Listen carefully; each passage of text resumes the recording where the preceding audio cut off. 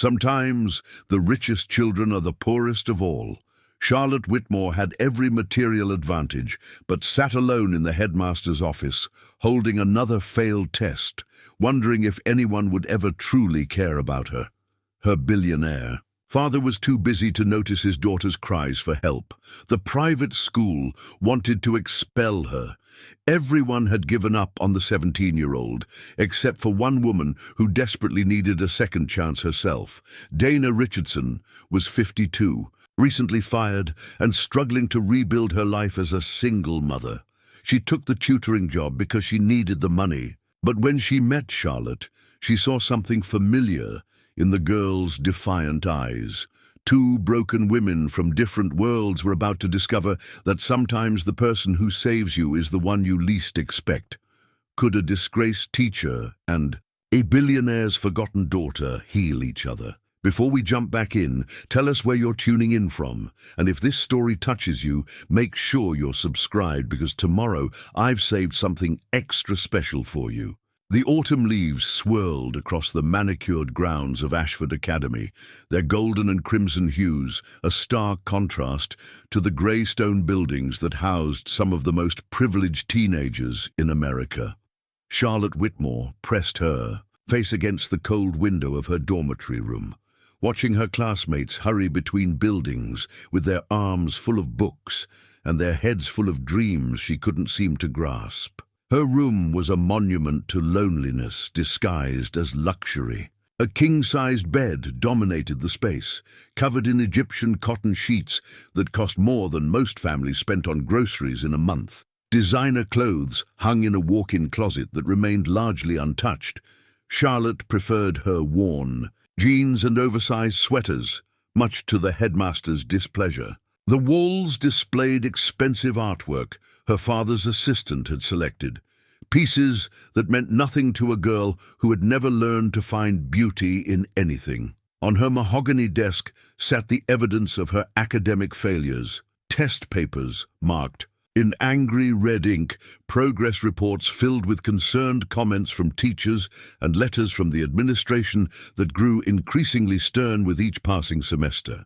Charlotte picked up the latest geometry exam, a bold F+ scrawled across the top, and crumpled it slowly between her fingers. She had been at Ashford Academy for 3 years, and in that time she had perfected the art of disappointing everyone. Her teachers spoke about her in hushed, worried tones during faculty meetings. Her classmates had long since given up trying to include her in study groups. Even the maintenance staff seemed to shake their heads when they passed her in the hallways, as if they knew something was fundamentally broken about Marcus Whitmore's only child. The irony wasn't lost on Charlotte that her father had built his fortune on educational technology. Whitmore Digital Learning had revolutionized how students across the globe accessed information, created interactive platforms that made learning engaging and accessible, and funded research into cognitive development. Yet his own daughter sat in the most expensive school money could buy, unable to pass a basic algebra test. Marcus Whitmore was scheduled to give a keynote speech at the Global Education Summit in Singapore next week. Charlotte knew this, not because he had told her, but because she had seen it mentioned in Forbes magazine. She wondered if he would discuss the importance of nurturing young minds, or if he would share statistics about the correlation between parental involvement and academic success. The thought made her stomach turn. Her phone buzzed with a text from her father's assistant. "Your father extends his apologies for missing parent-teacher conferences. He's asked me to schedule a call with Headmaster Davidson to discuss your academic standing." Even his apologies came through intermediaries. Charlotte walked to her closet and pulled out a shoebox hidden behind her winter coats. Inside were letters she had written to her father but never sent. Dozens of them, dating back to her freshman year. Some were angry, filled with the rage of a teenager who felt abandoned. Others were pleading, desperate attempts to connect with a man who seemed to view her as just another failed project. The most recent ones were different, resigned, almost clinical in their detachment. "Dear Dad," the latest one began, "I failed my chemistry test today. I know you're disappointed, though I suppose you'd have to be paying attention to be disappointed. I've been thinking about what it would be like to be the kind of daughter you could be proud of. I imagine she would be brilliant and driven, probably. Already accepted to MIT or Stanford. She would understand the algorithms that power your software, maybe even improve them. She would give speeches about the future of education instead of being living proof that some students can't be saved. The letter continued for 3 pages, each word a small cut she had inflicted on herself with surgical precision. Charlotte had written it 2 weeks ago, the night after receiving notice that she was being placed on academic probation. She had sealed it in an envelope, written her father's name in careful cursive, and then placed it with all the others he would never read. 20 miles away, Dana Richardson sat at her kitchen table in a modest apartment in Hartford, staring at her own collection of papers, bills mostly, each one a reminder of how quickly life could unravel. The eviction notice lay on top, its bold red lettering impossible to ignore. She had until the end of the month to come up with $1,200, money she didn't have and couldn't borrow. At 52, Dana had never imagined she would be starting over. For 23 years, she had been a teacher at Roosevelt High School, one of those educators who stayed late to help struggling students, who spent her own money on supplies, who believed with fierce determination that every child could learn, if given the right support.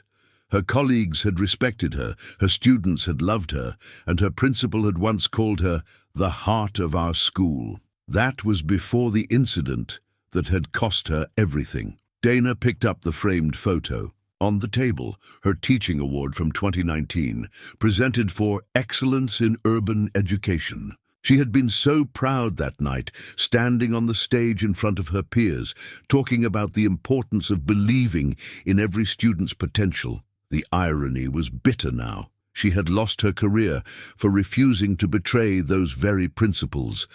Her son, Marcus, yes, she had named him after her favorite teacher from college, was away at community college, working 2 jobs to pay his tuition. At 19, he had more maturity and determination than many adults Dana knew.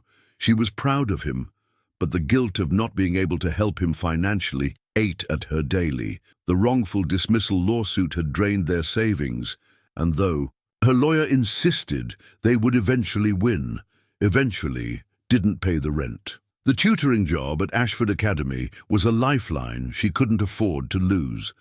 The pay was decent, better than the substitute teaching work she had been cobbling together, and it came with the possibility of more students if she proved effective. Dana had never worked with children from such privileged backgrounds, but she reminded herself that struggling students were struggling students, regardless of their parents' bank accounts. She had done her research on Charlotte Whitmore, reading through academic records that painted a picture of untapped potential buried under layers of failure and frustration. The girl's standardized test scores suggested above-average intelligence, but her grades told a different story entirely.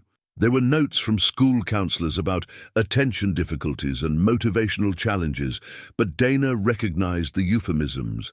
This was a child crying out for help in the only way she knew how. Dana's phone rang, interrupting her thoughts. The caller ID showed Ashford Academy. Ms. Richardson? This is Headmaster Davidson. I wanted to speak with you before your first session with Charlotte tomorrow. His voice carried the careful politeness of someone accustomed to dealing with difficult situations. I feel I should prepare you for what you're walking into. Charlotte is a challenging student. She's been through 4 tutors in the past year, and I'm afraid she's developed quite a reputation for being, shall we say, resistant to help. Dana listened as he outlined Charlotte's behavioral issues: tardiness, disrespect, deliberate disruption of tutoring sessions. He spoke about her as if she were a problem to be managed rather than a young person in distress. I understand your concerns, Headmaster Davidson, Dana said when he finished, but I've worked with many challenging students over the years. Sometimes the ones who fight the hardest are the ones who need help the most. There was a pause on the other end of the line. I admire your optimism, Ms. Richardson. I truly do. But I want to be clear about the stakes here. Charlotte's father is a significant benefactor to our school, and he's made it very clear that this is her last opportunity. If this tutoring arrangement doesn't work, Charlotte will be asked to leave Ashford Academy. Her academic future, and frankly her relationship with her father, hangs in the balance. After the call ended, Dana sat in the growing darkness of her apartment, thinking about the weight of other people's expectations. She understood that pressure, the knowledge that someone's future depended on your ability to break through their defenses and connect with the person hiding underneath. It was a responsibility she had never taken lightly, and she wouldn't start now. She opened her laptop and began creating a lesson plan for Charlotte, but her mind kept drifting to the girl's file. There had been something in the school counselor's notes that stuck with her, a comment about Charlotte's apparent intelligence masking deeper emotional needs. Dana had seen it before, students so afraid of failing that they stopped trying altogether.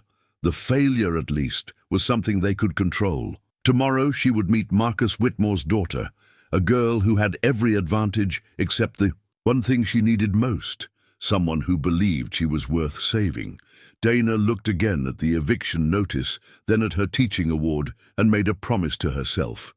Whatever demons Charlotte was fighting, Dana would help her face them. She owed it to the girl, and she owed it to the teacher she used to be. The autumn wind rattled her windows as night settled over Hartford. Somewhere across the city, in a dormitory room filled with expensive things and empty spaces, Charlotte Whitmore was lying awake, dreading tomorrow's session with yet another adult who would soon give up on her. Neither woman knew that their first meeting would begin a journey that would save them both, but perhaps that was how healing always worked, quietly, unexpectedly, one broken heart reaching out to another in the darkness. Dana arrived at Ashford Academy 15 minutes early, her worn leather teaching bag clutched against her chest like armor. The building was even more intimidating in person, all Gothic spires and carved stone that spoke of old money and older traditions. Students walked past in their pressed uniforms, their conversations peppered with references to spring breaks in the Hamptons and summer programs at Oxford. Dana smoothed down her best blazer, suddenly aware of how out of place she looked in this world of casual wealth. The library where she was to meet Charlotte occupied an entire wing of the main building. Floor-to-ceiling windows cast afternoon light across mahogany tables and leather-bound books that probably cost more than Dana's monthly rent. She chose a table in the corner, away from the clusters of students who studied together with the easy confidence of those who had never doubted their place in the world. Charlotte arrived 20 minutes late, slouching through the library doors, with the practiced indifference of someone who had perfected the art of not caring. She was smaller than Dana had expected, with dark hair that fell across her face like a curtain she could hide behind. Her uniform was regulation-compliant but deliberately disheveled. Untucked shirt, loosened tie, scuffed shoes that spoke of deliberate neglect. "You must be Charlotte," Dana said, rising from her chair with a warm smile that felt more natural than she had expected. "I'm Miss Richardson." Charlotte dropped into the chair across from her without making eye contact. "Let me guess, you're here to save me, right? Turn the spoiled rich girl into a model student through the power of caring and understanding." Her voice dripped with sarcasm that sounded rehearsed, as if she had delivered this performance many times before. Dana settled back into her chair, studying the girl who was working so hard to push her away. "Actually, I'm here because I need this job. I've got bills to pay and a son in college. So how about we skip the performance and figure out what's really going on with your grades?" The bluntness seemed to catch Charlotte off guard. She had clearly been prepared for inspirational speeches or frustrated lectures, not pragmatic honesty. For the first time, she looked directly at Dana, her eyes sharp with intelligence despite her academic struggles. "What's really going on," Charlotte said, "is that I'm stupid. Everyone knows it, including me. So unless you have some magic teaching powers that can fix fundamental brain defects, We're both wasting our time. Dana reached into her bag and pulled out a sheet of paper, not worksheets or textbooks, but a complex Sudoku puzzle. She slid it across the table to Charlotte along with a pencil. "Humor me," Dana said. "Give this a try." Charlotte glanced at the puzzle with disdain. "I told you, I'm not good at math. This isn't math. It's pattern recognition and logical thinking. Just try it." For the next 10 minutes, Dana watched as Charlotte worked through the puzzle, her initial reluctance giving way to focused concentration. The girl's hand moved quickly across the paper, filling in numbers with increasing confidence. When she set down the pencil, the puzzle was complete and correct. "That was too easy," Charlotte muttered, but there was a hint of pride in her voice. She couldn't quite hide. Dana smiled and pulled out another puzzle, this one significantly more challenging. Again, Charlotte solved it, though it took longer and required more careful thinking. By the third puzzle, the most difficult one Dana had brought, Charlotte was fully engaged, her earlier defensiveness forgotten as she worked through the complex logical relationships. "How did you do that?" Dana asked when Charlotte finished the final puzzle in under 15 minutes. "Do what? They're just puzzles." "Charlotte, that last one stumps most college students. You solved it faster than my education professors could." Dana leaned forward, her voice gentle but firm. "So let's try this conversation again. What's really going on with your grades?" For a moment, Charlotte's carefully constructed walls wavered. Dana could see the confusion and pain underneath, the genuine bewilderment of a young person who couldn't understand why she could solve complex puzzles but couldn't pass basic algebra. "I don't know," Charlotte whispered, and for the first time, she sounded like the 17-year-old she was, instead of the cynical adult she pretended to be. "I sit in class, and the words just bounce off my brain. I read the same paragraph 10 times, and nothing sticks. My teachers think I'm lazy or rebellious, but the truth is I just can't make it work." Dana recognized the frustration in Charlotte's voice. She had heard it from countless students over the years, but she also heard something else, the exhaustion of someone who had been fighting a battle alone for too long. "Charlotte, can I share something with you?" Dana asked. "Something I don't usually tell my students," the girl nodded, curiosity overcoming her defenses. 3 years ago, I was named Teacher of the Year for my district. I had tenure, respect from my colleagues, and a retirement plan that would have set me up for life. Dana's voice caught slightly as she continued. "I lost all of that because I refused to do something I knew was wrong." She told Charlotte about Roosevelt High School, about the pressure to inflate grades for certain students whose parents had connections or made significant donations. She described the meetings where administrators made it clear that academic flexibility was expected, and how she had watched good teachers compromise their principles one small step at a time. "There was this student, Maria," Dana continued. "Brilliant girl, but her family had immigrated from El Salvador and she was still learning English. She worked harder than anyone I'd ever taught, but her test scores didn't reflect her true abilities. The administration wanted me to give her C's when she earned B's because they said her profile didn't match higher grades. When I refused, they started documenting every small thing I did wrong. Eventually, they found an excuse to fire me." Charlotte listened with growing attention, her earlier hostility replaced by something that looked almost like respect. "I'm telling you this," Dana said, "because I want you to understand that I know what it's like to be judged unfairly. I know what it feels like when the system seems designed to make you fail. And I'm here because I still believe that every student deserves someone who sees their potential, even when they can't see it themselves." "Why are you really helping me?" Charlotte asked quietly. "I mean, what do you get out of it besides a paycheck?" Dana was quiet for a long moment, considering how honest to be with this guarded, intelligent girl who reminded her of herself at that age.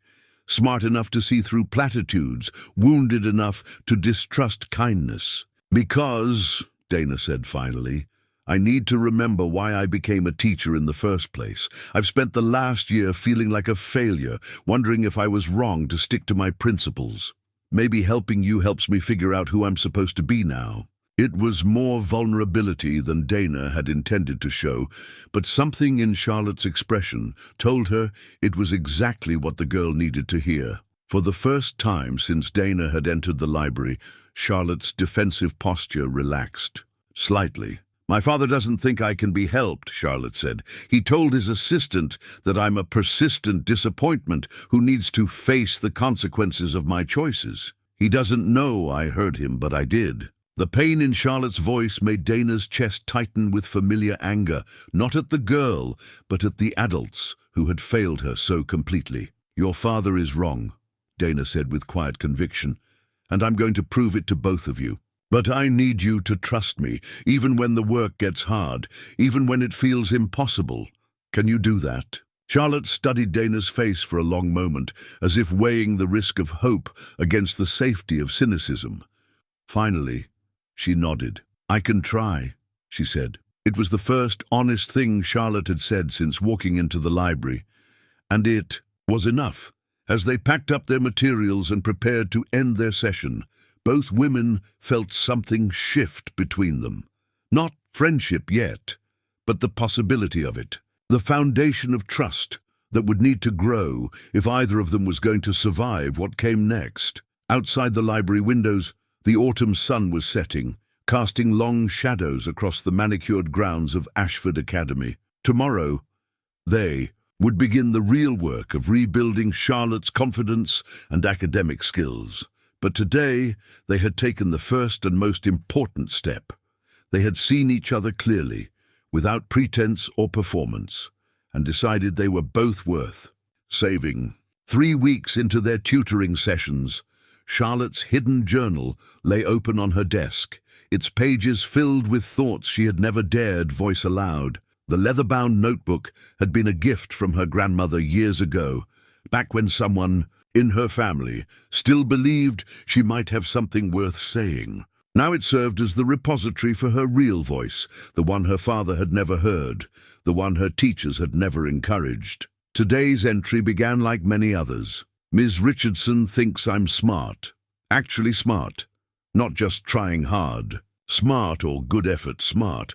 She showed me this thing called the Feynman technique today, where you explain concepts in simple terms to make sure you really understand them. I explained photosynthesis to her like she was 8 years old, and when I finished, she said I could probably teach the biology class better than Mr. Peterson." Charlotte paused in her writing, remembering the moment. She had felt something unfamiliar. When Dana smiled with genuine pride, not the forced encouragement she was used to from teachers who were paid to care, but real satisfaction in her progress. It had been intoxicating and terrifying at the same time. The transformation hadn't happened overnight. Those first few sessions had been exercises in mutual frustration, with Charlotte testing Dana's patience and Dana refusing to be discouraged by Charlotte's defensive maneuvers. But gradually, something had shifted. Dana approached Charlotte's learning difficulties like puzzles to be solved rather than character flaws to be corrected. "Your brain works differently than most people's," Dana had explained during their 5th session when Charlotte had struggled through another failed math worksheet. "Not worse, differently. We just need to find the right key to unlock how you process information." The key, as it turned out, was movement and visual learning. Dana discovered that Charlotte could solve complex algebraic equations when she was allowed to pace while thinking, or when the problems were presented as stories with visual elements. Traditional worksheets made Charlotte's mind go blank, but word problems about calculating the trajectory of a rocket launch engaged her completely. "I used to have a student named Kevin," Dana had shared during one of their breakthrough moments. "Smartest kid I ever taught, but he couldn't sit still for 5 minutes. His other teachers thought he had discipline problems. Turns out he was a kinesthetic learner. He needed to move to think. Once we figured that out, he went from failing to honor roll in 1 semester." Charlotte had absorbed this information like a revelation. No one had ever told her that there were different ways. To be intelligent, different paths to understanding. She had spent years believing that her inability to learn like her classmates meant she was fundamentally broken. The academic improvements were small, but consistent. Charlotte's latest algebra test came back with a B, the highest grade she had. Earned in mathematics since middle school, she had stared at the paper for several minutes, convinced there had been some mistake. When she showed it to Dana, her tutor had actually clapped, a genuine, unguarded expression of joy that made Charlotte's chest feel warm and tight. But success brought its own challenges. Charlotte's classmates had grown accustomed to her academic struggles, and her sudden improvement disrupted the careful social ecosystem of Ashford Academy.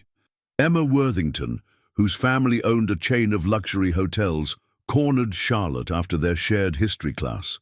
"So I hear you actually passed Morrison's quiz yesterday," Emma said, her voice carrying the particular brand of cruelty that wealthy teenagers had perfected over generations. "Did Daddy finally buy you some real tutoring?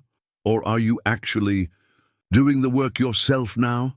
Charlotte felt her old defensive walls starting to rebuild themselves. For months, failure had been her identity at Ashford. It was familiar, predictable, safe in its own way. Success made her vulnerable to different kinds of attacks, ones she hadn't learned to deflect. "Leave it alone, Emma," she said quietly.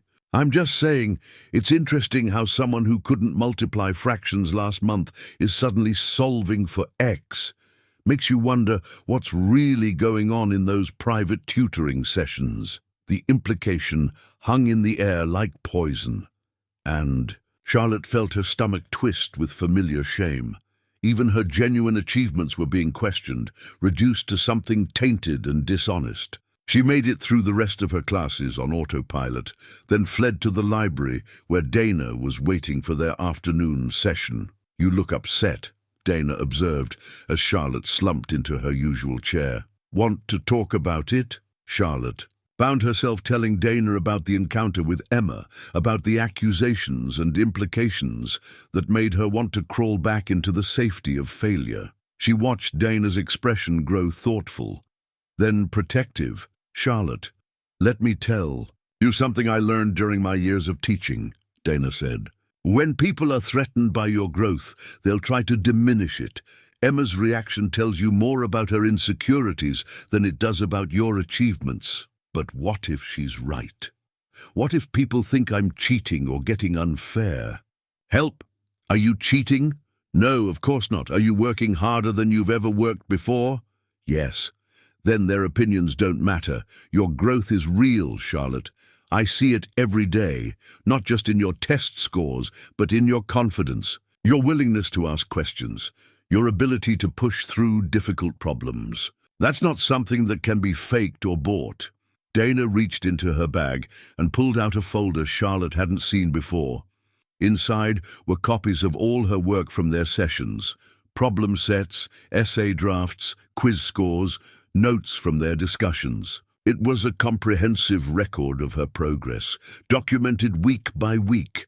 "I keep these," Dana explained, "because I've learned that students need proof of their own growth. When people try to make you doubt yourself, you can look at this evidence and remember what you've accomplished." Charlotte flipped through the folder, seeing her own handwriting evolve from tentative and messy to confident and clear. The math problems that had seemed impossible a month ago now looked manageable, almost simple. The transformation was undeniable. "I never thought I could actually be good at school," Charlotte admitted. "I thought I was just naturally stupid, and there was nothing anyone could do about it." Intelligence isn't fixed, Charlotte. It's not something you have or don't have. It's something you develop. Every time you struggle with a problem and then figure it out, you're literally building new neural pathways in your brain. You're becoming smarter. That evening, Charlotte sat at her desk with her journal, trying to process everything that had happened. She wrote, "Emma called me out today for actually succeeding at something. It made me realize how scared I am of doing well, like I don't deserve it, or like people will find out I'm a fraud. But Ms. Richardson showed me all my work from the past month, and I can see the proof of what I've done. I'm not the same person who walked into that library 3 weeks ago." She paused, then added, "For the first time in my life, I think I might actually be smart. Not pretend smart, not trying hard smart, but actually genuinely intelligent. It's scary and wonderful, and I don't know what to do with it. But I know I don't want to go back to failing. I want to see how far I can go." Outside her window, the first snow of the season was beginning to fall, covering Ashford Academy's grounds in pristine white. Charlotte watched the flakes dance in the lamplight, thinking about transformation and new beginnings, about the woman who had refused to give up on her when everyone else had. Tomorrow would bring new challenges, new opportunities to grow, and Charlotte found herself looking forward to them instead of dreading them. The change was real, and it was hers. Dana kept a photo of her son Marcus tucked inside her wallet, right behind her driver's license, where she would see it every time she reached for identification. In the picture, he was 19 and wearing his community college graduation cap, his smile wide and proud, despite the challenges they had faced together. The photo reminded her daily of why she worked so hard, why she couldn't afford to give up, why every tutoring session with Charlotte mattered more than just academic improvement. It had been during their 6th week of sessions that Charlotte first asked about the photo, noticing it when Dana pulled out her license to show her ID to the Ashford Academy security guard. "Is that your son?" Charlotte asked as they settled into their usual spot in the library. "Yes, that's Marcus. He just finished his associate degree in engineering. He's working 2 jobs now to save money for when he transfers to a 4-year school next fall." Charlotte studied the photo with interest. "Marcus, like my father." "Yes, though I named him after my college professor, Dr. Marcus Williams. That man changed my life. Showed me that I could be more than what my circumstances suggested. I hope my son would carry some of that inspiration." "What's he like? Your son, I mean." Dana's expression softened in the way it always did when she talked about Marcus. "He's everything I could have hoped for, and nothing like what I expected. When he was your age, he was getting in trouble constantly. Not bad trouble, just restless energy that nobody knew how to channel. His teachers thought he would never amount to anything. Sound familiar?" Charlotte looked up sharply. "What happened?" "He found his purpose. Started working at a local auto shop. Discovered he had a gift for understanding how things worked. The owner took him under his wing, taught him about engines and mechanics and problem solving. That led to his interest in engineering. Sometimes the path to success isn't straight, and it doesn't always look like what other people expect." The conversation seemed to unlock something in Charlotte. Over the following days, she began asking more personal questions about Dana's life, her struggles, her hopes. It was the first time Charlotte had shown genuine curiosity about an adult's inner world, and Dana found herself sharing more than she had intended. "Can I ask you something?" Charlotte said during their next session. "Why did you become a teacher?" Dana set down the chemistry worksheet they had been reviewing. "I grew up in a neighborhood where nobody expected much from kids like me. My mother worked 3 jobs just to keep us housed and fed. I was smart, but smart doesn't matter if no one notices or cares. Then I had this teacher, Mrs. Patterson, who saw something in me. She stayed after school to help me with my homework, wrote recommendation letters for college, even helped me apply for financial aid. She saved my life, really. Is that why you won't give up on me? Partly. But also because I see who you really are, Charlotte. You have this incredible mind that processes information in unique ways. You ask questions that make me think differently about concepts I've been teaching for decades. You have empathy and insight that most adults never develop. The world needs people like you." Charlotte was quiet for a long moment, absorbing this. "My father doesn't see any of that. Sometimes the people closest to us have the hardest time seeing who we really are. They get stuck on old patterns, old disappointments. That doesn't make their vision accurate." It was around this time that Charlotte began to grapple with her privilege in ways she never had before. learning about Dana's financial struggles, her son's determination to pay his own way through school, the reality of what it meant to lose everything. It forced Charlotte to examine her own life with new eyes. "I feel guilty sometimes," she admitted, during one session, "about having so much when you and Marcus have had to fight for everything." "Guilt is useless," Dana replied gently but firmly. "What matters is what you do with your advantages. You can't change the circumstances you were born into, but you can choose how to use the opportunities you've been given." "How do I do that?"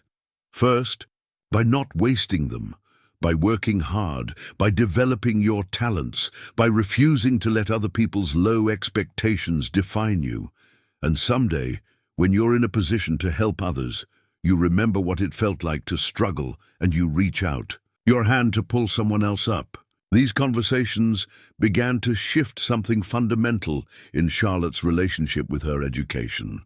She started seeing her academic work not just as something she had to endure, but as preparation for a future where she could make a difference. Her grades continued to improve, but more importantly, her engagement deepened. The transformation wasn't without its challenges. Charlotte's newfound academic confidence created tensions with some of her classmates, who had grown comfortable with their roles in Ashford's social hierarchy. But it also began to attract different kinds of attention. "I hear you aced Morrison's midterm," said Sarah Chen, a quiet girl from Charlotte's English class who had never spoken to her before. "I was wondering if you might be willing to help me understand the essay structure he wants. I keep getting C's and I don't know what I'm doing wrong." Charlotte felt a flush of pride mixed with nervousness. No one had ever asked for her academic help before. "I could try," she said, "though I'm pretty new at this whole not failing thing myself." They spent an afternoon in the library, with Charlotte explaining the techniques Dana had taught her, about organizing arguments and supporting evidence with specific examples. As she watched Sarah's understanding grow, Charlotte experienced something she had never felt before, the satisfaction of helping someone else learn. "You're really good at explaining things," Sarah said as they packed up their materials. "Have you ever thought about tutoring?" The idea seemed absurd to Charlotte at first. How could someone who had been failing just months ago teach other people? But as she thought about it later, she realized that her recent struggles might actually make her a better tutor than someone who had never had difficulty with academics. That evening, Charlotte called Dana to tell her about the experience. "I think I understand now why you became a teacher," she said. "There's something amazing about watching someone else figure something out, especially when they thought they couldn't do it." "That feeling never gets old," Dana agreed. "And Charlotte, the fact that you experienced it means you're developing something that can't be taught, genuine empathy for other learners. That's going to serve you well, whatever you choose to do with your life." As Charlotte hung up the phone, she felt a sense of possibility she had never experienced before. For the first time, she could imagine a future where she wasn't defined by her failures, where her struggles became the foundation for helping others overcome their own obstacles. She opened her journal and wrote, "Today, I taught someone else something useful. I never thought I'd be the kind of person who could help other people learn, but maybe that's exactly who I'm supposed to become. Ms. Richardson says our struggles can become our strengths if we let them. I'm starting to believe her." Outside her window, the snow continued to fall, covering the world in clean, white possibilities. Charlotte watched it accumulate, thinking about transformation and second chances, about the teacher who had seen her potential when no one else could, and about the future that was beginning to unfold before her like a blank page, waiting to be filled. The Forbes magazine lay open on Charlotte's dormitory desk, her father's photograph staring up at her from the glossy pages. "Tech visionary Marcus Whitmore, revolutionizing global education," read the headline, above an image of him standing in his sleek Silicon Valley office, hands clasped behind his back as he gazed out at the city skyline. The article detailed his latest acquisition, a promising artificial intelligence company that would integrate advanced learning algorithms into Whitmore Digital's platform. Charlotte had read the article 3 times, searching for any mention of family, any acknowledgement of her existence. The closest she found was a single line: Whitmore maintains a private, personal life, dividing his time between his California headquarters and various international ventures. She was underlining that phrase when her phone rang, an unknown number with a California area code. "Charlotte!" The voice was clipped, professional. "This is James Morrison, your father's executive assistant. I'm calling to inform you that Mr. Whitmore will be visiting campus tomorrow afternoon. He's requested a meeting with Headmaster Davidson to discuss your academic progress, and he'd like to see you afterward." Charlotte's stomach dropped. Her father hadn't visited Ashford Academy in over 2 years. The timing felt ominous, coming just as her grades were finally improving. "Did he say why now?" she asked. "He received your midterm report. I believe he wants to assess the effectiveness of your tutoring arrangement before making decisions about next semester." After hanging up, Charlotte stared at the magazine cover, her father's confident smile now feeling like a judgment. She had worked so hard over the past months, made genuine progress, begun to believe in herself. But she knew that wouldn't be enough for Marcus Whitmore. He measured success in metrics and outcomes, not effort and growth. The next afternoon, Charlotte positioned herself in the hallway, outside Headmaster Davidson's office, close enough to hear the conversation, but hidden behind a pillar. Her father's voice carried clearly through the partially open door. "I appreciate the school's patience with Charlotte's academic difficulties," he was saying, "but I need to see tangible results. The tutoring arrangement has been expensive, and if it's not producing the outcomes we discussed, I'll need to consider alternative educational settings." "Mr. Whitmore, I must say that Charlotte's improvement has been remarkable," Headmaster Davidson replied. "Her test scores have increased significantly, and her teachers report a complete change in her attitude and engagement. Test scores can be manipulated. What I care about is whether she's developing the intellectual rigor necessary for serious academic work. I won't have her coasting through school because teachers feel sorry for her or because I'm a benefactor." Charlotte pressed her back against the cold stone wall, her father's words cutting deeper than any failed grade ever had. Even her genuine achievements were being questioned, reduced to charity or pity from adults who couldn't possibly respect her actual abilities. 20 minutes later, she sat across from her father in a small conference room, his presence filling the space with an energy that made her feel simultaneously invisible and exposed. Marcus Whitmore at 58 was still handsome in the way wealthy men often were, well-groomed, expensively dressed, carrying himself with the confidence of someone who had never questioned his place in the world. "Your grades have improved," he said without preamble, consulting a tablet that presumably contained her academic records. "But I'm concerned about the sustainability of this progress. Are you actually learning, or are you being carried by an exceptionally dedicated tutor?" "I'm learning," Charlotte said quietly, then found her voice and spoke more firmly.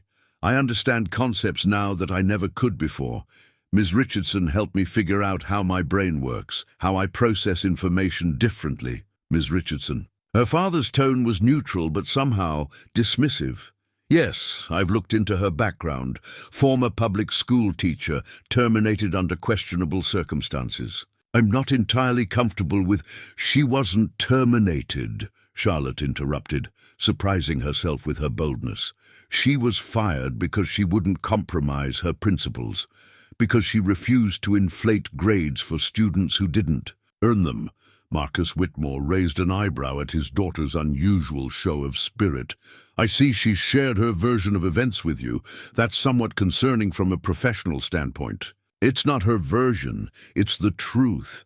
And she's the best teacher I've ever had. She actually sees who I am instead of just seeing my failures." "Charlotte, I'm not questioning Ms. Richardson's good intentions, but I need to understand whether You're developing genuine academic competence or simply benefiting from someone who's lowering the bar to make you feel successful. The accusation hit Charlotte like a physical blow. All her progress, all her hard work, all the confidence she had slowly built, her father was dismissing it as elaborate charity. She felt her old defensive walls starting to rebuild themselves. The familiar urge to retreat into failure, where at least the disappointment was predictable. But then she thought about Dana, about their conversations, about the folder of her work that documented real growth and genuine achievement. She thought about Sarah Chen asking for her help with English essays, about the moment she had explained photosynthesis so clearly that she could have taught the class herself. "You want to know if I'm actually learning?" Charlotte asked, her voice steadier than she felt. "Test me right now. Pick any subject from my midterm reports and quiz me on it. No preparation, no help from Ms. Richardson. Just me and what I've actually learned." Her father looked surprised, then intrigued. He consulted his tablet again. "Very well. Explain the causes and consequences of the French Revolution. You received a B+ on that unit exam." For the next 15 minutes, Charlotte discussed the economic pressures that led to revolution, the role of Enlightenment philosophy in shaping Republican ideals, the way social inequality created conditions for violent upheaval. She talked about Robespierre and the Reign of Terror, about how revolution often devours its own children, about the complex legacy of events that promised liberty but delivered chaos. When she finished, her father was quiet for a long moment. "That was comprehensive," he said finally, "more sophisticated than I expected. Ms. Richardson taught me that understanding history isn't about memorizing dates and names. It's about seeing patterns, understanding how human nature and social forces interact over time. She helped me realize that I'm not stupid. I just learn differently than most people." Marcus Whitmore studied his daughter as if seeing her for the first time. "I'll admit I'm impressed by your progress, but Charlotte, you need to understand the stakes here. Your academic performance isn't just about grades, it's about preparing you for adult responsibilities. The world won't make accommodations for your learning style." "I know that," Charlotte said, "but I also know that I'm not the same person I was 6 months ago. I'm not asking for special treatment. I'm asking for the chance to prove that my improvement is real." Her father nodded slowly. "Very well. Continue with Ms. Richardson for the remainder of the semester. If your final grades meet the standards we discussed with Headmaster Davidson, we'll reassess your educational plan for next year. But Charlotte," he paused, his expression softening slightly, "I hope you understand that my expectations come from wanting you to succeed, not from a desire to see you fail." After he left, Charlotte sat alone in the conference room, processing what had just happened. For the first time in her life, she had stood up to her father and advocated for herself. She had defended Dana and demonstrated her own competence in the same conversation. But more than that, she had glimpsed something in her father's expression at the end. Not warmth exactly, but recognition. For a brief moment, Marcus Whitmore had looked at his daughter and seen not a disappointment or a problem to be managed, but a young person with actual potential. It wasn't the relationship she wished they had, but it was a beginning. And sometimes Charlotte was learning. Beginnings were enough. Dana's resignation letter from Roosevelt High School lay folded in her jewelry box, tucked between her grandmother's pearls and her son's first-grade art project. A clay handprint, painted bright blue with "World's Best Mom" scrawled across the palm in uneven letters. She hadn't looked at the letter in months, but Charlotte's description of her father's visit had brought back memories she thought she had buried. The letter was typed on school letterhead, formal and final, after careful consideration of recent events and administrative directives that conflict with my educational philosophy and ethical obligations to my students. I hereby tender my resignation from Roosevelt High School, effective immediately.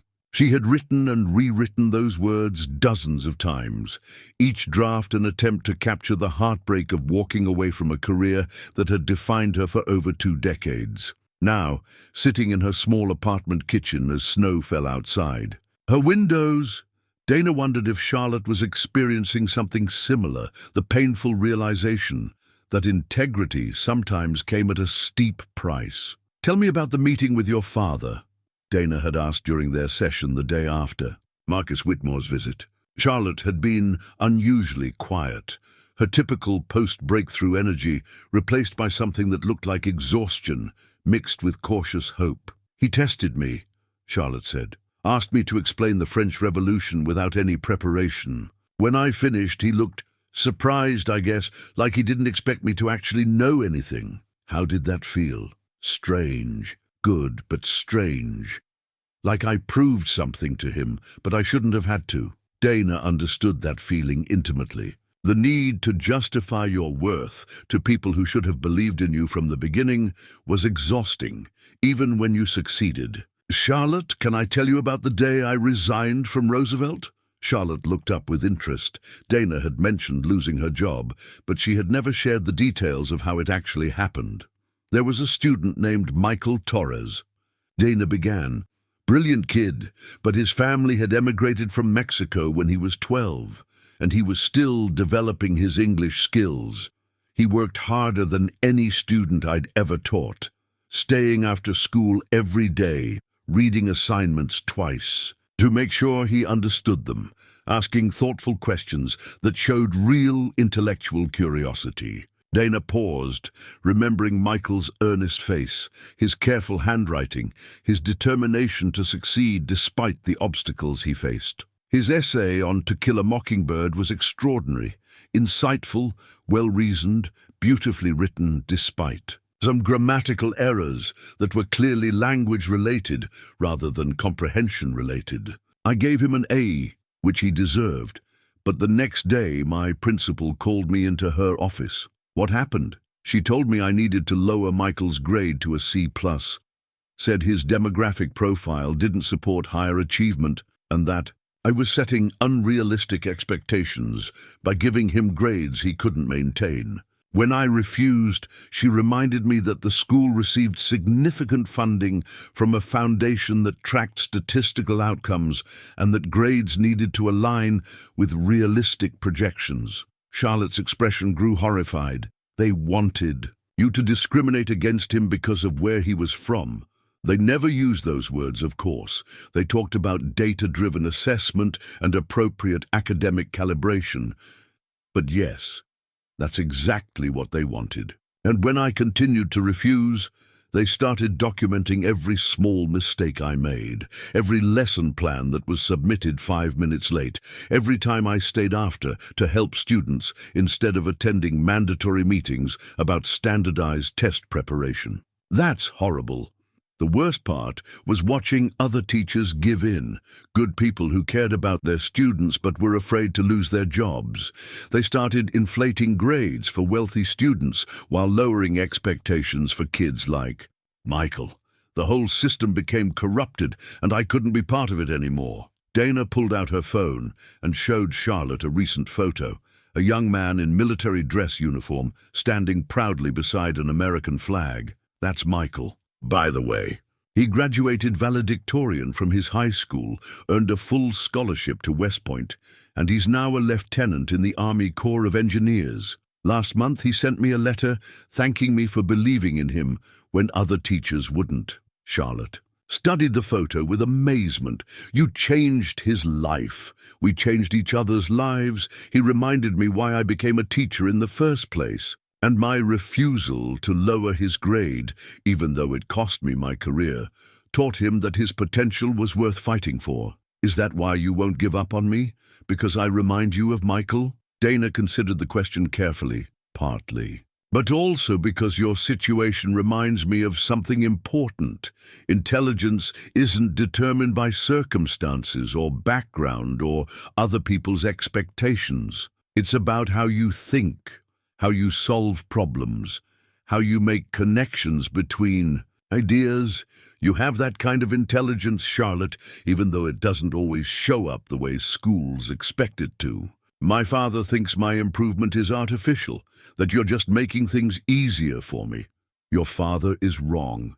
And deep down, I think he knows it. The way you explained the French Revolution to him, that came from genuine understanding, not accommodation or lowered standards. You've earned every bit of progress you've made. Charlotte was quiet for a moment, then asked, "Do you ever regret it? Leaving Roosevelt, I mean. Starting over at 52. It was a question Dana asked herself regularly, especially when she looked at her bills or worried about her son's college expenses. But she had learned something important during these months of rebuilding. Some things were worth more than security. I regret the way it happened, she said honestly. I regret that other students suffered because of a system that valued funding over education. I regret that good teachers felt pressured to compromise their principles. But I don't regret standing up for what I believed was right, and I don't regret that it led me to you." "Really? Really. Working with you has reminded me that teaching isn't just about conveying information. It's about seeing potential that others miss, helping students discover capabilities they didn't know they had. You've given me back my sense of purpose. Charlotte, you've helped me remember who I am when I'm not afraid." That evening, Charlotte sat in her room, writing in her journal, trying to process everything Dana had shared. She wrote, "Ms. Richardson lost her career because she refused to treat a student unfairly. She could have just lowered his grade and kept her job, but she chose to protect his potential instead. I never understood before what it meant to have someone fight for you, to have an adult choose your future over their own comfort. Now I do, and it's both wonderful and terrifying. Wonderful because it means I matter to someone. Terrifying because it means I have to live up to that faith." She paused, then added, "I think I understand now why my father was so skeptical about my improvement. He's probably never had anyone fight for him the way Ms. Richardson fights for me. Maybe that's why he doesn't know how to fight for me either. But that doesn't mean I have to accept his limitations as my own. I can be better than the expectations he's set, better than the patterns he's established. I can be the daughter who proves that believing in someone isn't a waste of time." Outside her window, the snow continued to fall, covering the world in possibilities. Charlotte watched it accumulate, thinking about sacrifice and integrity, about the teacher who had chosen principle over security, and about the legacy of that choice in her own transformation. Tomorrow would bring new challenges, new opportunities, to prove herself. But tonight, she felt ready to face whatever came next. The legal document was buried in a stack of papers Dana had been avoiding for weeks. Insurance forms, medical bills from her son's recent emergency room visit, and correspondence from her lawyer about the ongoing wrongful dismissal case. She almost missed it entirely, but something about the letterhead made her pause. Whitmore Educational Foundation, Legal Affairs Division. Her hands trembled as she unfolded the document, scanning the formal language that gradually revealed a connection. She had never suspected. The Whitmore Educational Foundation had provided funding to Roosevelt High School for academic excellence initiatives and data-driven educational outcomes. The dates on the funding agreement overlapped exactly with the period when administrators had begun pressuring teachers to modify grades based on demographic projections. Dana read the document 3 times before the full implications sank in. Marcus Whitmore's foundation hadn't just funded the school, it had essentially mandated the discriminatory grading practices that had cost her career, the statistical alignment requirements that had forced her to choose between integrity and employment had been written into the funding contract, signed off on by Whitmore himself. She was still staring at the papers when her phone rang. It was Charlotte calling from her dorm room at Ashford Academy. "Ms. Richardson, I wanted to tell you about my chemistry exam today. I think I actually understood the molecular bonding section." Charlotte's excited voice faltered when she heard Dana's tone. Is everything okay? Dana looked at the document again, at Marcus Whitmore's signature authorizing policies that had destroyed her career and threatened students like Michael Torres. Charlotte's father hadn't just been indifferent to educational equity. He had actively undermined it. Charlotte, I need to tell you something, and I don't know how you're going to react. Dana's voice was steady, but Charlotte could hear the strain underneath. What is it? I just discovered that your father's foundation was involved in the situation at my former school. The policies that led to my dismissal, the ones that required teachers to lower grades for certain students, they were written into a funding agreement signed by your father. The silence on the other end of the line stretched so long that Dana wondered if the call had been dropped. Charlotte, are you there? I'm here. Charlotte's voice was barely a whisper. Are you sure? I'm looking at the legal documents right now. The Whitmore Educational Foundation required Roosevelt High School to align grades with what they called realistic demographic expectations. When I refused to lower Michael Torres's grade, I wasn't just defying my principle, I was violating a contract your father had designed. Charlotte felt the walls of her dormitory room closing in around her. The progress she had made, the relationship she had built with Dana, the sense of worth she had finally begun to feel, it was all built on a foundation of deception. Her father hadn't just been absent during her struggles, he had actively created the circumstances that destroyed the one teacher who might have helped her sooner. Charlotte, I need you to know that this doesn't change anything between us. Dana continued, but her voice sounded uncertain now. Your growth has been real, your achievements have been earned. How can you say that? Charlotte's voice broke. My father destroyed your life, and now I'm paying you to help me pass classes at a school he funds. Don't you see how twisted this is? I'm not your student, I'm your charity case, your way of getting back at him. That's not true, isn't it? You must have known who I was from the beginning. You probably took this job specifically to get close to his family, to find some way to make him pay for what he did to you. Dana's heart ached as she heard Charlotte retreating behind the defensive walls they had worked so hard to tear down. Charlotte, listen to me. I didn't know about the connection until today. Yes, I knew your father was wealthy and influential, but I had no idea about his foundation's role in my dismissal. I took this job because I needed the money and because I believed I could help you. That's still true. But Charlotte was spiraling into the familiar territory of self-doubt and betrayal. I should have known this was too good to be true. Nobody actually cares about helping me learn. There's always an ulterior motive, always something else going on. My father was right to be suspicious. Your father was wrong about you, and he's wrong about this situation. Charlotte, please don't let his mistakes destroy what you've accomplished. But the line had already gone dead. Charlotte sat in her room, staring at her phone, feeling like the ground had shifted beneath her feet. Everything she thought she knew about her relationship with Dana was now suspect. Had the woman been genuinely invested in her progress? Or had she been using Charlotte as a pawn in some larger game of revenge against Marcus Whitmore? She thought about all their conversations, all the moments of connection and understanding, searching for signs of deception or manipulation. Dana's stories about Michael Torres, her resignation from Roosevelt, her financial struggles. Had any of it been genuine, or was it all an elaborate performance designed to win Charlotte's trust? The worst part was that Charlotte couldn't even be angry at Dana without implicating herself. If Dana had been motivated by revenge, then Charlotte's own transformation was built on a lie. Every grade she had improved, every breakthrough moment, every spark of confidence, it was all contaminated by the knowledge that her father had created the very circumstances that brought them together. The next day, Charlotte skipped their scheduled tutoring session. And the next, when Dana called, Charlotte didn't answer.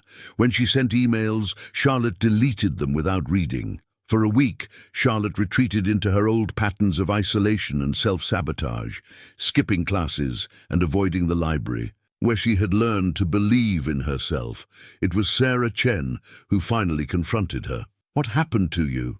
she asked, cornering Charlotte after their shared English class. "You've been acting like a zombie for a week, and you missed the study session we planned for Morrison's exam." "It doesn't matter," Charlotte said listlessly. "None of it was real anyway." What wasn't real? Charlotte found herself telling Sarah everything about Dana's connection to her father, about the legal documents, about the feeling that her entire academic transformation had been based on deception. Sarah listened quietly, then shook her head. "You're being an idiot." "Excuse me? I said you're being an idiot. Do you think Ms. Richardson hypnotized you into understanding chemistry? Do you think she secretly took your exams for you? Charlotte, I've watched you explain complex concepts to other students. I've seen you work through problems that stumped me completely. That knowledge is in your brain, not hers. But she only helped me because what? Because she needed a job? Because she saw potential in you? Charlotte, most adults don't care enough about teenagers to fake months of patient teaching just for revenge. And even if she did start with mixed motives, so what? You still learned. You still grew. You still became someone different than you were before. Sarah's words forced Charlotte to confront an uncomfortable truth. Even if Dana had initially been motivated by anger toward Marcus Whitmore, she had still spent countless hours patiently working with Charlotte, celebrating her successes, encouraging her through failures. She had still shared personal stories, offered genuine guidance, and treated Charlotte with respect and affection. "I think you're scared," Sarah continued. "I think you're looking for an excuse to go back to failing, because success is scarier than failure. At least when you fail, you know what to expect." That night, Charlotte sat at her desk with her journal, trying to write through her confusion and pain. "Sarah thinks I'm sabotaging myself because I'm afraid of success," she wrote. "Maybe she's right. Maybe it's easier to believe that everything good is a lie than to accept that someone actually cared enough to fight for me, regardless of their other motivations." She paused, then continued. "Ms. Richardson lost her job because she wouldn't treat a student unfairly. My father created the policies that cost her that job. Those are both true. But it's also true that she helped me discover I'm not stupid. She taught me how to learn, how to think, how to believe in myself. Even if she started with mixed feelings about my family, she still did right by me. Maybe that's what matters." Charlotte looked at her phone, at the missed calls and unread messages from Dana. For the first time in a week, she felt ready to answer, ready to face the complicated truth that people could hurt each other and help each other simultaneously, that healing could emerge from the most unlikely circumstances, and that sometimes the most important relationships grew from the messiest beginnings. She picked up the phone and dialed Dana's number, her heart pounding with the possibility of forgiveness and the hope that some things were too valuable to let pride destroy. Charlotte's handwritten letter to the Ashford Academy School Board lay on her desk, 3 pages of careful cursive that had taken her 4 attempts to write correctly. Each draft had been an exercise in finding her voice, not the defensive, angry voice she had perfected over years of failure, but something new and clear and unafraid. "To the members of the Ashford Academy Board of Trustees," it began, "I am writing to bring to your attention information about Ms. Dana Richardson, who has been serving as my tutor for the past 4 months. I believe the board should know about her background and the circumstances that led to our working relationship." She had started writing the letter 2 days after her phone conversation with Dana, a conversation that had lasted 3 hours and left them both exhausted. But somehow, closer than before, Dana had answered Charlotte's questions with painful honesty, acknowledging her initial shock and anger upon discovering the Whitmore Foundation connection, but also explaining how her feelings had evolved as she got to know Charlotte as an individual. "I won't lie to you," Dana had said during that conversation. "When I first saw your father's name on the legal documents, I felt betrayed by the universe. It seemed impossible that I would end up tutoring the daughter of the man whose policies cost me my career. But Charlotte, I want you to understand something. My anger was never about you. You were as much a victim of your father's failures as Michael Torres was. How do you figure that? Because his inability to see your potential, his willingness to write you off as a disappointment, that's the same mindset that created those discriminatory policies. Your father sees people as statistics rather than individuals. That's what led to my dismissal, and it's what led to your struggles at school. The conversation had been a turning point, but it had also revealed the complexity of their situation. Dana's custody hearing was scheduled for the following week, and Charlotte's final exams would determine whether she could continue at Ashford Academy. Both women were facing crucial tests that would shape their futures, and both were carrying the weight of Marcus Whitmore's influence on their lives. Charlotte's letter to the school board was her first independent act of advocacy, not just for herself, but for the teacher who had changed her life despite the complicated circumstances that had brought them together. Ms. Richardson is a dedicated educator who lost her previous position because she refused to compromise her principles, the letter continued. She was terminated from Roosevelt High School for upholding academic standards rather than lowering grades based on discriminatory policies. I believe the board should understand that her dismissal was not a reflection of her abilities as a teacher, but rather evidence of her integrity and commitment to educational equity. Charlotte had spent hours researching Dana's background, reaching out to former colleagues and students who could provide character references. What she discovered was a consistent pattern of excellence and dedication that had been overshadowed by her wrongful dismissal. Michael Torres had written a letter of his own, describing how Dana's belief in his abilities had shaped his entire academic trajectory. Other students had shared similar stories of a teacher who saw potential where others saw problems. But Charlotte's investigation had also uncovered something else: the extent of her father's involvement in educational initiatives across the country. The Whitmore Educational Foundation didn't just fund Roosevelt High School. It had partnerships with dozens of districts, all requiring the same statistical alignment that prioritized demographics over individual achievement. I've been researching my father's business practices, Charlotte told Dana during one of their sessions. The Roosevelt situation wasn't an isolated incident. He's been pushing these policies in schools across 5 states. Dana felt a familiar anger rising, but it was different now, cleaner somehow, focused not just on personal grievance, but on systematic injustice. How many students like Michael have been denied opportunities because of those policies? Hundreds, maybe thousands. I found internal memos discussing achievement gap management and realistic outcome modeling. They're literally programming failure into the system for kids from certain backgrounds. It was this discovery that had prompted Charlotte's most dramatic decision. She was going to testify at Dana's custody hearing, not just as a character witness, but as someone who could speak to the broader pattern of discrimination that had led to Dana's dismissal. "You don't have to do this," Dana had protested. "Your final exams are the same week. Missing school to attend my hearing could jeopardize your own academic standing." "That's exactly why I have to do it," Charlotte replied. "You risked your career to stand up for what was right. The least I can do is risk an exam to stand up for you." The decision wasn't without consequences. When Headmaster Davidson learned of Charlotte's plans, he called an emergency meeting with her father.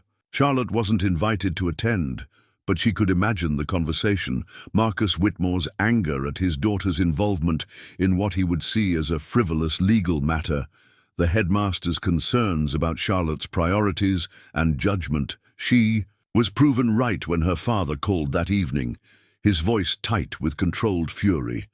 "I understand you're planning to involve yourself in your tutor's legal proceedings," he said without preamble. "I want to be very clear about something, Charlotte.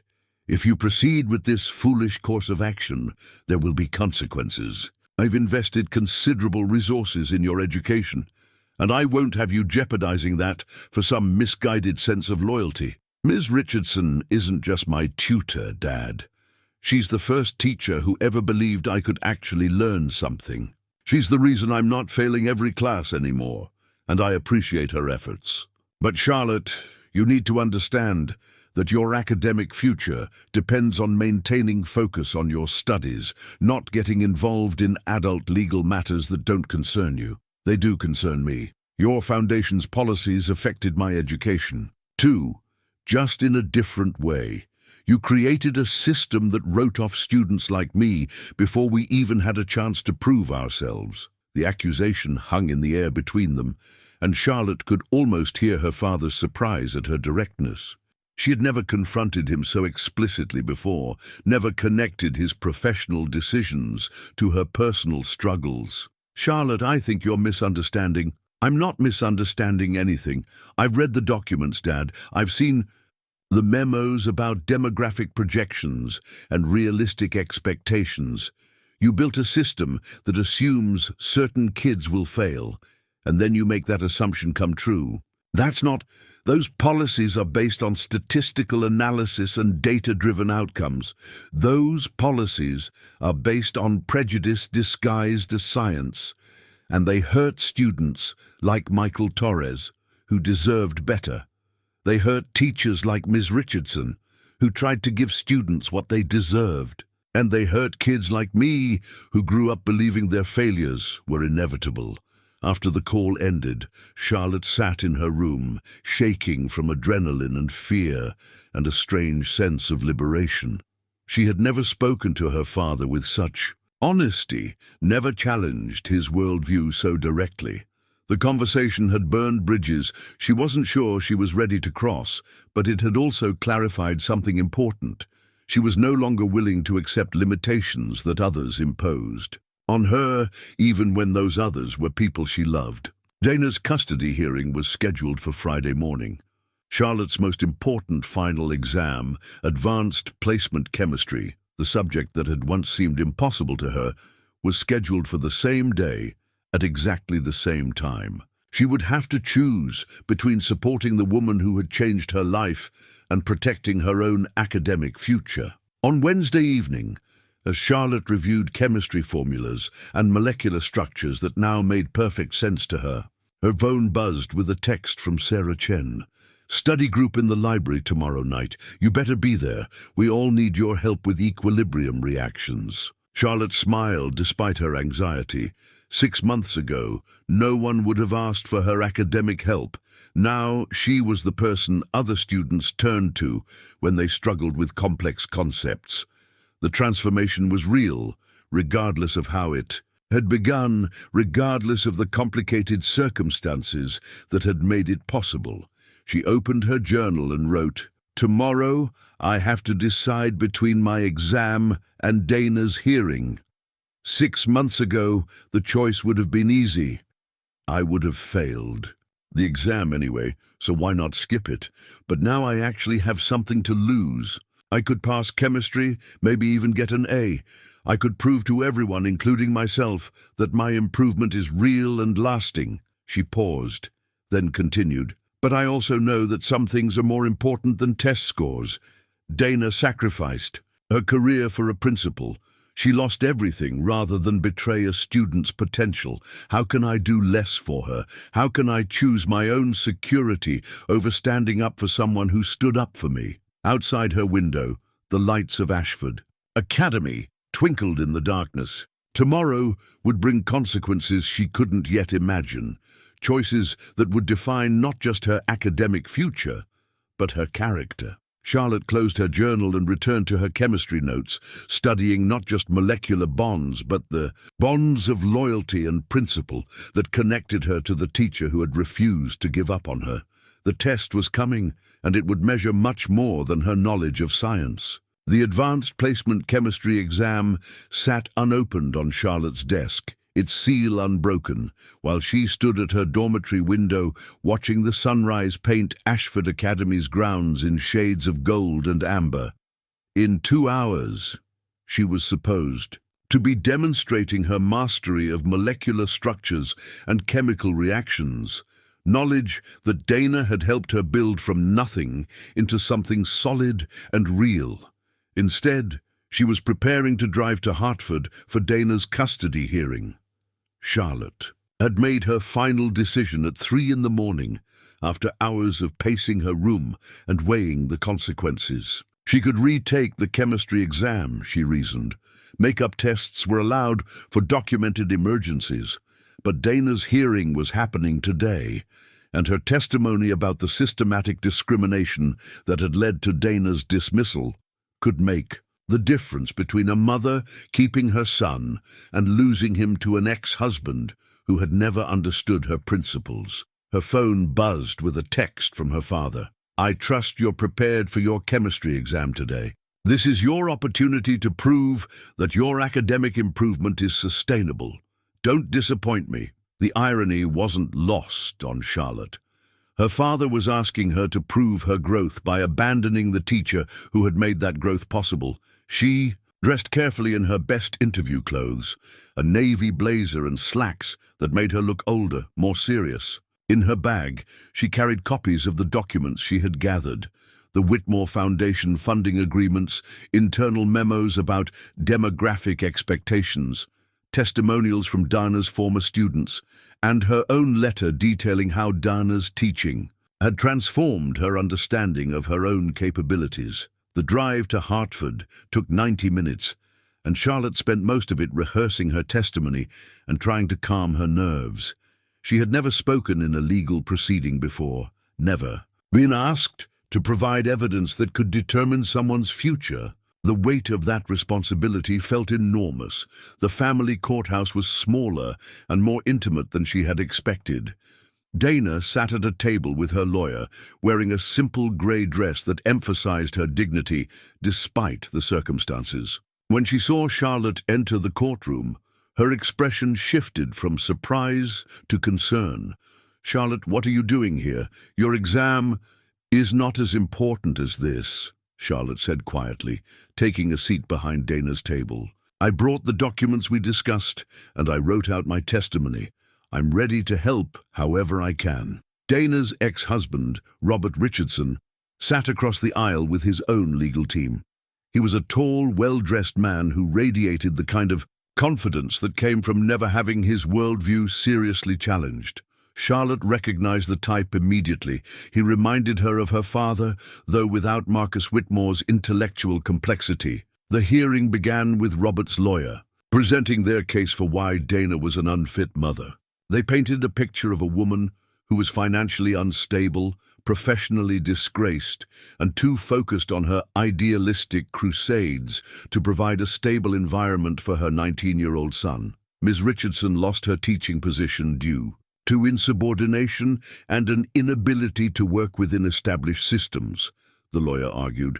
She has struggled to maintain steady employment since her dismissal and has repeatedly involved herself and her son in legal proceedings that suggest poor judgment and an adversarial relationship with authority. Charlotte felt anger rising in her chest as she listened to Dana being characterized as irresponsible and delusional.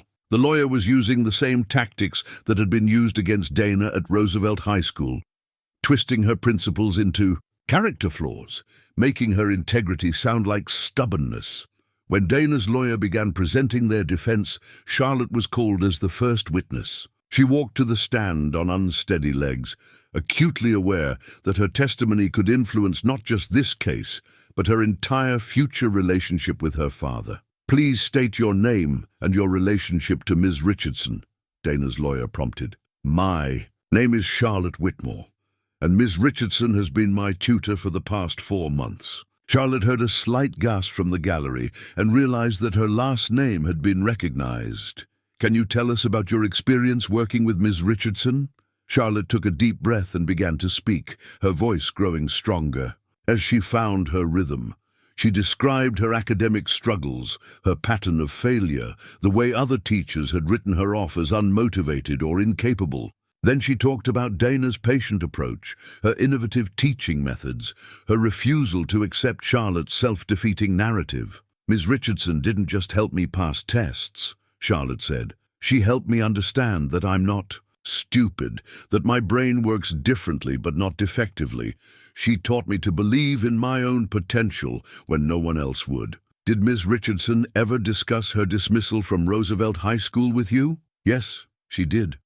She told me about her refusal to lower a student's grade based on discriminatory policies. She explained how she lost her career because she wouldn't compromise her principles. Charlotte reached into her bag and pulled out the folder of documents she had prepared. I've brought evidence that shows Ms. Richardson's dismissal was part of a larger pattern of educational discrimination funded by my father's foundation.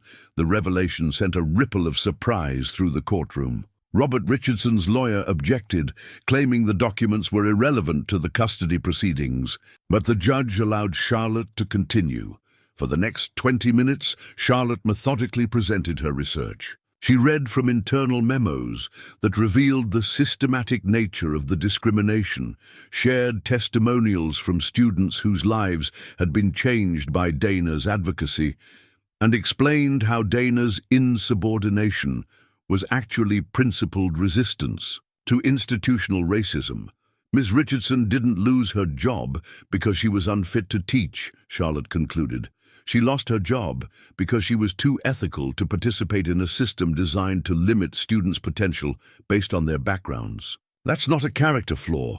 It's exactly the kind of integrity I want my own children to learn from someday. Dana's new teaching certificate arrived in the mail 3 days after the custody hearing, the official embossment still warm from the State Education Department's seal. She held the document with trembling hands, reading her name printed in formal script. Dana Marie Richardson, licensed educator, State of Connecticut. It was more than just a piece of paper.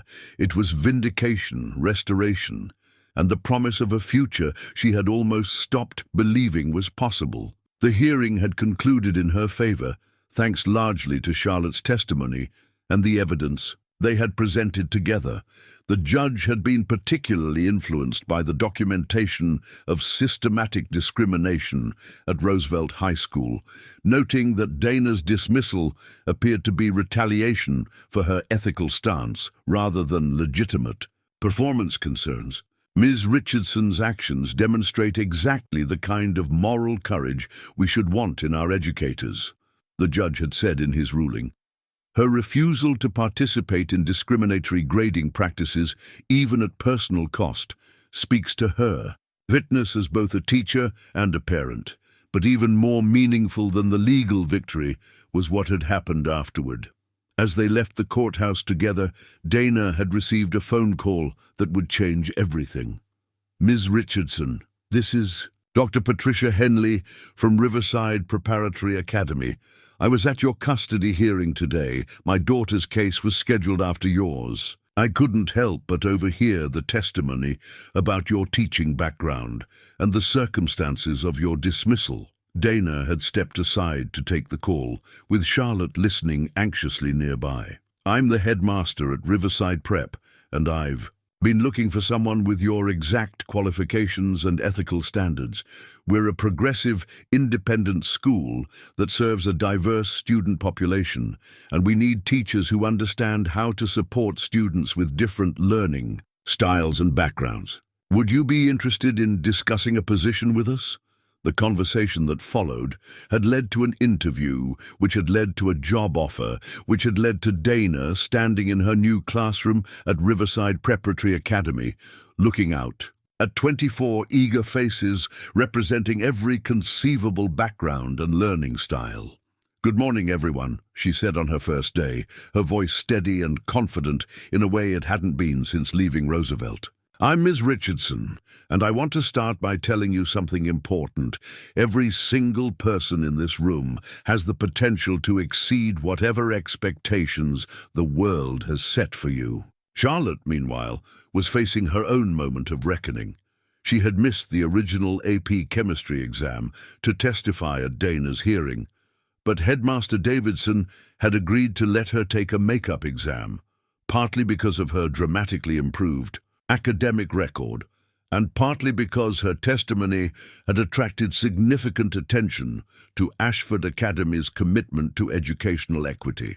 The makeup exam was scheduled for a Thursday afternoon. In an empty classroom with just Charlotte, her test materials, and a proctor who seemed surprised to be supervising a student who actually appeared excited about taking a chemistry test. Charlotte opened the exam booklet and felt a surge of confidence as she read through the questions. Molecular bonding, equilibrium reactions, thermodynamics, concepts that had once seemed impossibly abstract now felt like familiar friends.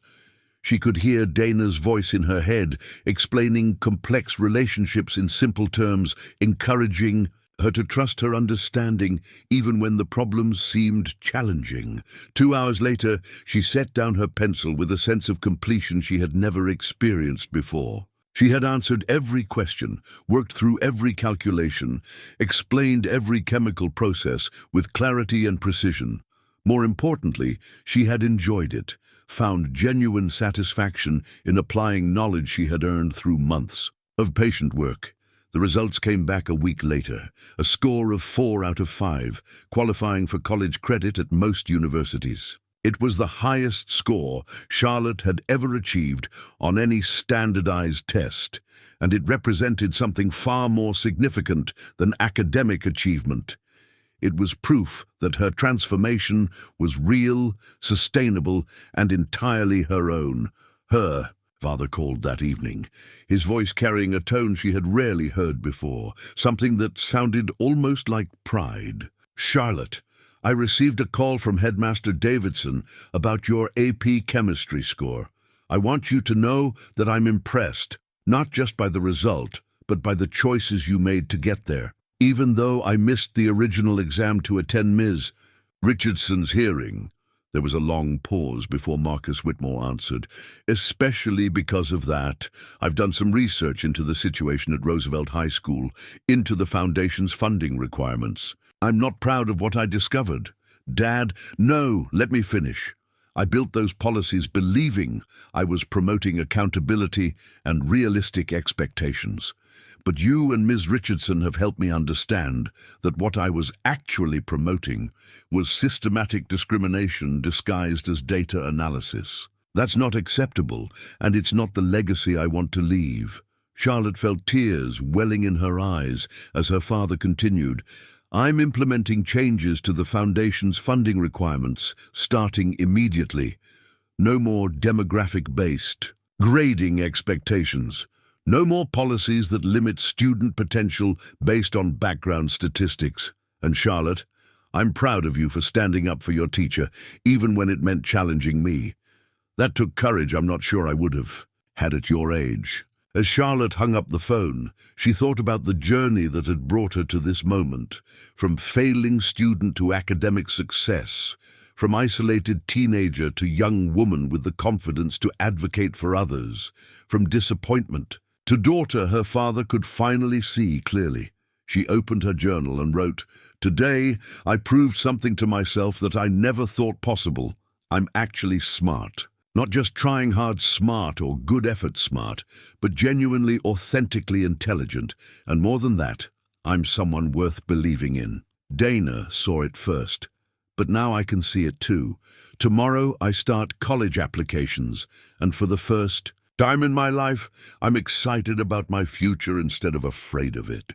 The graduation photo sat on Dana's new desk at Riverside Preparatory Academy, capturing a moment of triumph that still felt almost too good to be true. In the image, Charlotte wore her Ashford Academy cap and gown, her smile radiant with the confidence of someone who had not only survived her academic struggles, but had transformed them into strength. Beside her stood Dana, equally proud, both women representing the power of believing in second chances. 6 months had passed since that picture was taken, and both their lives had been rebuilt on foundations stronger than either had dared to imagine. Charlotte was thriving at Middlebury College, where she had been accepted with a partial scholarship, based not just on her dramatically improved grades, but on the essay she had written about learning to advocate for educational equity. She was majoring in educational psychology with a minor in public policy, already planning to dedicate her career to reforming the systems that had nearly destroyed both her and Dana. I want to be the person who makes sure no other student goes through what I went through, she had told Dana during one of their regular video calls. And I want to make sure no other teacher has to choose between their principles and their livelihood the way you did.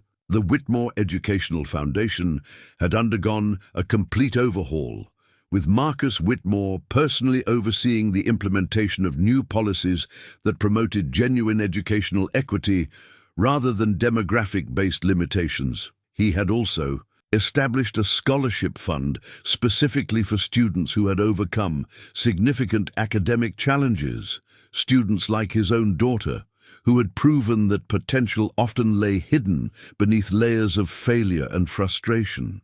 Your testimony at Ms. Richardson's hearing changed more than just her custody case, he had told Charlotte during one of their increasingly frequent conversations. It changed how I think about education, about potential, about the responsibility that comes with funding schools. I'm grateful you had the courage to challenge me even when I didn't want to hear it. Dana's new classroom at Riverside Preparatory Academy had become exactly what she had always dreamed her teaching space could be, a place where diverse learners felt valued, where different approaches to understanding were celebrated rather than pathologized, where every student's potential was viewed as limitless rather than predetermined by background or previous performance. On this particular Tuesday afternoon, she was working with Jamie Rodriguez, a 15-year-old whose learning profile reminded her so much of Charlotte's that it took her breath away. Like Charlotte, Jamie was brilliant but struggled with traditional teaching methods. Like Charlotte, he had internalized years of academic failure as evidence of fundamental inadequacy. Like Charlotte, he was desperately in need of someone who could see past his defenses to the capable young person underneath. I don't understand why you keep trying to help me, Jamie said during their tutoring session, echoing words Dana had heard from Charlotte months earlier. Everyone knows I'm not college material.